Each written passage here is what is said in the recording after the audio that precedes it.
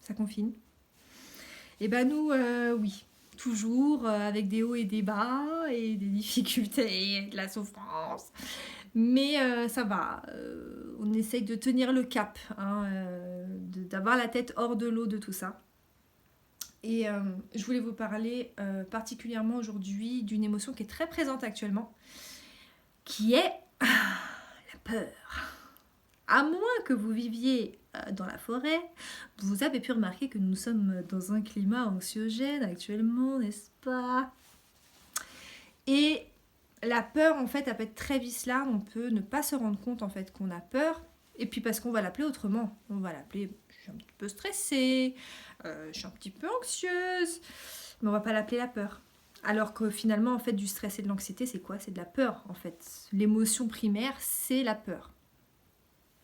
Donc, je voulais vous parler de la peur parce que la peur, en fait, elle peut, quand on est dans un état de sidération, on peut accepter tout et n'importe quoi. On va prendre des décisions qui ne sont pas forcément des décisions qu'on aurait prises si on n'avait pas été dans cet état de peur. Et je pense que c'est vraiment un travail qu'on a à faire avant de reprendre quelque chose d'un peu plus normal, on va dire. C'est de vraiment travailler là-dessus, se libérer en fait au maximum des peurs qu'on peut avoir. Alors, qu'est-ce qui pourrait nous mettre dans un état de peur depuis le confinement? Peur au niveau de nos gosses, hein, on est en train de se dire on est en train de leur niquer leur année.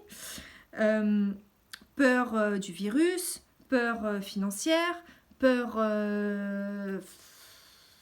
de quoi? Peur de plein de choses en fait, je pourrais vous en énumérer plein. Peur de l'avenir en fait, parce que là on est en train de vivre comme jamais on a pu vivre avant. On ne sait même pas de quoi demain peut être fait. C'est ça qui est dingue en fait, et c'est ça qui peut nous mettre un peu dans cet état de difficulté. Donc c'est vraiment important pour moi qu'on puisse en fait libérer autant qu'on puisse le faire ces peurs-là. Alors comment? Déjà en appliquant tous les exercices que je vous ai donnés depuis le début. Ils sont là, ils sont à disposition, vous n'avez même pas besoin de payer ou quoi, ils sont là. Alors vous allez me dire, oui, bah, je l'ai fait une fois, mais bon... Oui, mais en fait, les exercices comme ça, c'est pas du Doliprane. C'est-à-dire que c'est pas que vous avez mal à la tête, vous prenez un Doliprane et c'est bon, il n'y a plus rien. Non, il faut de la persévérance. Et ouais, désolé les gars. C'est un peu comme je vous parlais des abdos. Pour avoir des abdos, bah, faut bosser, faut bosser, faut bosser. Bah, là, c'est pareil. Si tu veux avoir des résultats, si tu veux améliorer, en fait, si tu as envie de te sentir plus à l'aise dans tes baskets, eh ben, faut donner un peu de ta personne. C'est un peu le jeu, quoi. C'est un peu le game. Donc, eh ben, tous les jours, on va se forcer. Parce que oui, au début, on se force. C'est normal. On ne nous a pas appris, enfants, à prendre soin de nous. Donc, comment voulez-vous que ce soit quelque chose qui soit vraiment inscrit en nous? Par contre, depuis que vous êtes petit, on vous a appris qu'il fallait se laver les dents. Et que c'était très important pour ne pas avoir de bactéries dans les petites dents. Pour ne pas avoir des microbes. Bactéries, microbes, je ne sais pas la différence, mais t'as capté. C'est pareil. C'est pareil pour les autres choses. Sauf qu'on ne nous a pas appris ces autres choses. Donc persévérez, faites un exercice par jour. Et aujourd'hui, je vais vous donner 2 exercices sans augmentation du prix des consommations, s'il vous plaît, mesdames et messieurs. Le premier, à pratiquer avec votre enfant, qui est la posture du lion au yoga. Et qui se pratique dans beaucoup de tribus, d'ailleurs. J'ai appris ça récemment.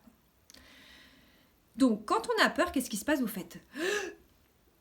Elle est rentrée la peur, vous voyez, il y a tout cette... Et puis on expire même plus, on a inspiré, mais on n'a pas du tout expiré, quoi. On est comme ça. Le but en fait c'est de l'extérioriser, donc qu'est-ce que vous allez faire? J'aimerais bien voir ma tête sur cette vidéo pendant que je fais ça, hein. Ça devait être glamour. Et puis, deuxième exercice, donc ça c'est bien en fait pour extérioriser la peur, pour vraiment la laisser en fait circuler. Et le deuxième exercice, ça va être de fixer un point sur un mur, une image, pendant quelques minutes. Pour vraiment vous focaliser sur quelque chose. Pour un peu éliminer, en fait, faire disparaître ce brouillard mental. Vous savez quand vous ruminez toute la journée, on connaît ça, hein, on connaît. Ouais, on connaît. il y a un moment donné, en fait, il faut vider un peu, tu vois, comme tu vides ta corbeille sur ton ordinateur.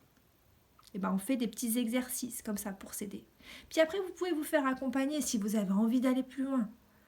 Maintenant, il y a 1001 thérapies qui existent. En plus, on nous a, là, avec le confinement, on a été obligé de faire preuve de créativité. Donc maintenant, on vous a au téléphone, on vous a en visio, vous pouvez être en slibard sur votre canapé, on ne le remarquera même pas. C'est extraordinaire, hein. C'est extraordinaire. Donnez-vous cette possibilité-là. Donnez-vous cette possibilité-là d'aller mieux dans vos pompes, de vous sentir plus à l'aise. Voilà, si vous avez une chose à faire pendant ce confinement, libérez-vous des peurs que vous pouvez avoir. Faites-vous accompagner si c'est trop difficile. Faites les exercices que vous pouvez trouver, il y en a plein. Persévérez et vous allez voir que vous allez être beaucoup plus serein et beaucoup plus à même de prendre les décisions qui sont vraiment en accord avec vous-même. Voilà, je vous fais des bisous. Partagez si vous avez aimé la vidéo et à bientôt!